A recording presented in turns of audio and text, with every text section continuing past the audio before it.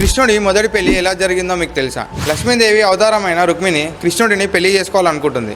కానీ రుక్మిణీదేవి అన్నయ్య రుక్మి శిశుపాలుడికి ఇచ్చి పెళ్లి చేద్దాం అనుకొని వాళ్ళని వీళ్ళ రాజ్యానికి ఆహ్వానిస్తాడు. దాంతో రుక్మిణి రాజ్యమైన విదర్భలో శిశుపాలుడు, జలసంధుడు మరియు మిగిలిన రాజులందరూ వచ్చి కొలువై ఉంటారు.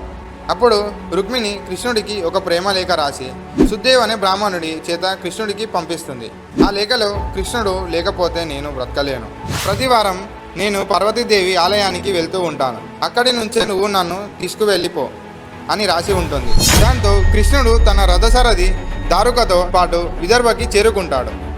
రుక్మిణీదేవికి ఎంతో కట్టుదిట్టమైన భద్రత ఏర్పాటు చేస్తారు. కానీ కృష్ణుడు వాళ్ళందరి కళ్ళు కప్పి రుక్మిణీదేవిని ద్వారకకు తీసుకొస్తాడు. రుక్మిణీదేవిని తిరిగి తీసుకువెళ్ళడానికి వాళ్ళ అన్నయ్య రుక్మిణి ద్వారకకి వచ్చి పెద్ద యుద్ధం చేస్తాడు.